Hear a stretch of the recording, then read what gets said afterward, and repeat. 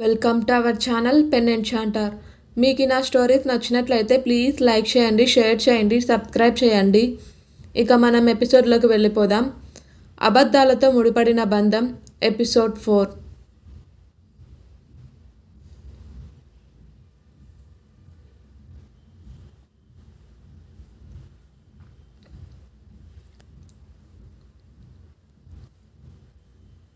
ఇప్పుడు సిరికి స్పృహ వచ్చిన వెంటనే అభయ్కి దూరం జరిగింది.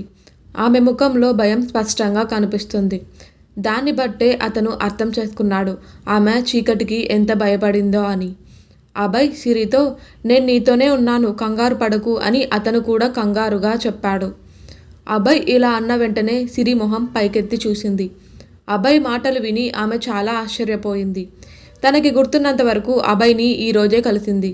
మరి తన గురించి ఎందుకు అతను అంత కంగారు పడుతున్నాడో ఆమెకు అర్థం కాలేదు. ఇది తమ మొదటి మీటింగ్ కాదని సిరికి ఇంకా తెలియదు. అభయ్ సిరి మధ్య రిలేషన్ చాలా కాల క్రితమే మొదలైంది. సిరి పట్ల అభయ్కి ఉన్న అపరాధ భావం నుండి ఈ సంబంధం పెరిగింది. సిరి అభయ్ నుండి కొంచెం దూరంగా జరిగి, సారీ సార్, నాకు చీకటి అంటే భయం, అందుకే మీరు తలుపు తీయగానే భయంతో హక్ చేసుకున్నాను అని చెప్పింది. అభయ్ తన మనసులో ఆలోచిస్తూ, ఈ అమ్మాయికి చీకటి అంటే అంత భయం ఉన్నప్పుడు ఇంట్లో ఒంటరిగా ఎలా ఉంటుంది అని ఆలోచిస్తున్నాడు.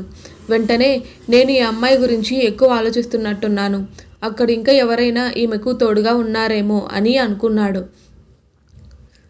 సిరి అభయ్తో, సార్, నాకు ఫైల్ దొరికింది, వెళ్దామా ఇక అని అడిగింది.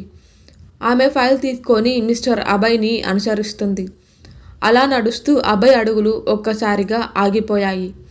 సిరి కూడా చూసుకోకుండా అభయ్ని ఢీకొట్టింది. ఆమె కింద పడేలోపే అభయ్ బలమైన చేతులు ఆమెను మళ్ళీ పట్టుకున్నాయి.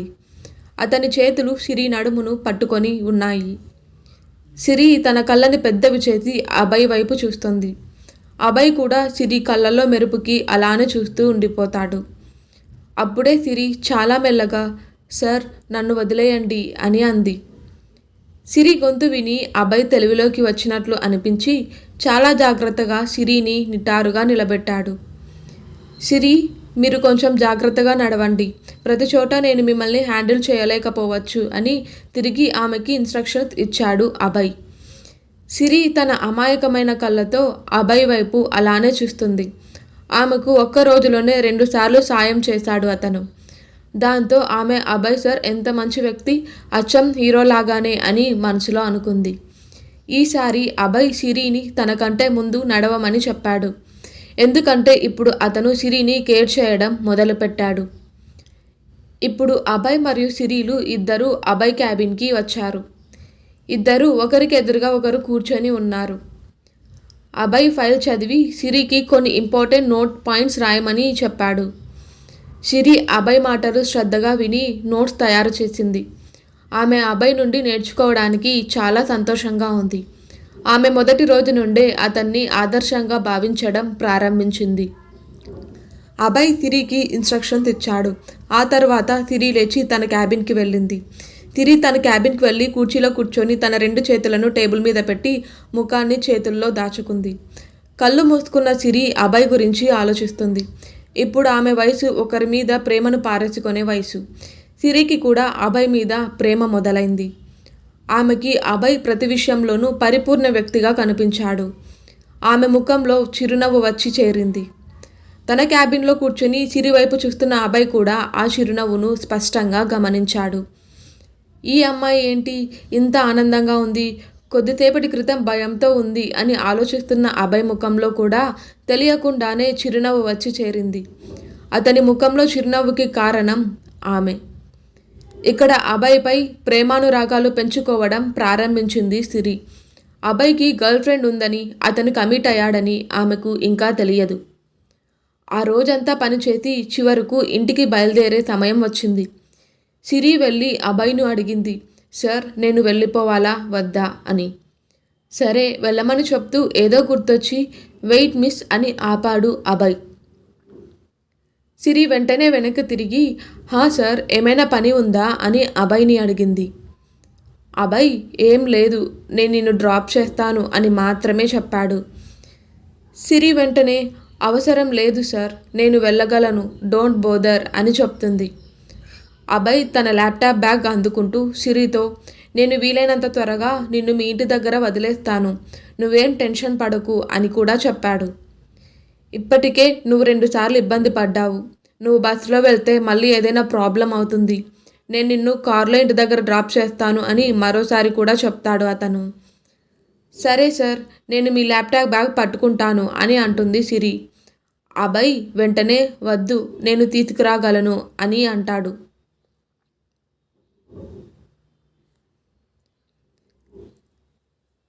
ఇంతలో అభయ్ సిరి లిఫ్ట్ ఎక్కి అండర్ గ్రౌండ్ పార్కింగ్కి చేరుకున్నారు. అభయ్ కార్కి నొక్కి తన కార్ని అన్లాక్ చేశాడు. అది స్పోర్ట్స్ కార్డ్, అది కూడా లిమిటెడ్ ఎడిషన్. సిరి అతని వైపు చాలా ఆశ్చర్యంగా చూసింది. ఆమెకు కార్ల గురించి పెద్దగా తెలియకపోయినా అభయ్ కారు చూడగానే అది చాలా ఖరీదైన కారు అని అర్థమైంది. సిరి ఇప్పటి వరకు అలాంటి కారులో కూర్చోలేదు. అభయ్ డ్రైవింగ్ సీట్ పక్కనే ఉన్న డోర్ తెరిచి కూర్చోమని చెప్పాడు. సిరి లోపల కూర్చోగానే అభయ్ డోర్ క్లోజ్ చేసి డ్రైవింగ్ సీట్లో కూర్చున్నాడు. అభయ్తో కలిసి సిరి ఆ ఖరీదైన కారులో కూర్చున్న వెంటనే ఆమెకు ఉద్విగ్నత మొదలైంది. అభయ్ సిరికి సీట్ బెల్ట్ పెట్టుకోమని చెప్పాడు. కానీ సిరి భయం కారణంగా ఆ ప్రయత్నాలు చేసినప్పటికీ ఆమె సీట్ బెల్ట్ పెట్టుకోలేకపోయింది. అభయ్కి బాగా తెలుసు తను కార్ డ్రైవ్ చేస్తున్నప్పుడు ఆ కార్ గాలిలో వెళ్తుందని. అందుకే ఆమెకు ముందుగానే సీట్ బెల్ట్ పెట్టుకోమని చెప్పాడు. ఇప్పుడు ఆమెకి సీట్ బెల్ట్ పెట్టుకోవడం రాకపోయేసరికి అతను హెల్ప్ చేయాలనుకున్నాడు. అభయ్ సిరి వైపు కదులుతూ ఉంటే సిరి వెంటనే కార్ సీటుకు ఆనుకుంది. అభయ్ తన ఎడమ చేతిని సిరి సీటు వైపు వేసి ఇప్పుడు తన సీట్ బెల్ట్ని తన కుడి చేతిని సిరి నడుము వైపు తెచ్చాడు.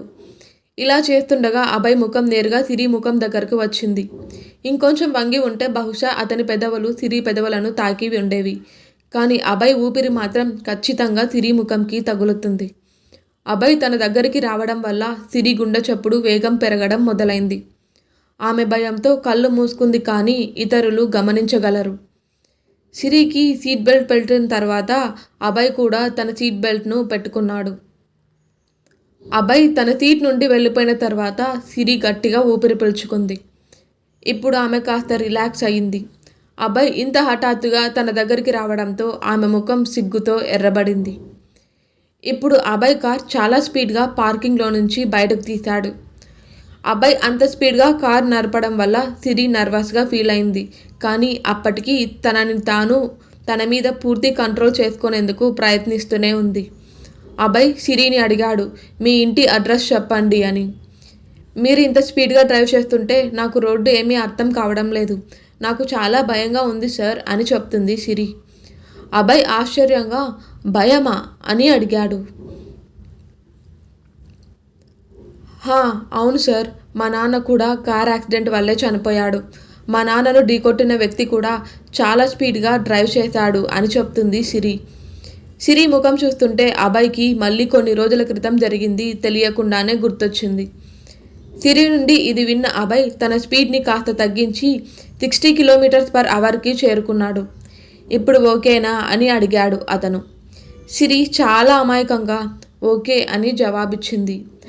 అభయ్కి ఆమె అడ్రస్ చెప్పగానే అరగంటలో అభయ్ తన ఇంటి ముందు కార్ ఆపాడు ఆమెను దింపడానికి.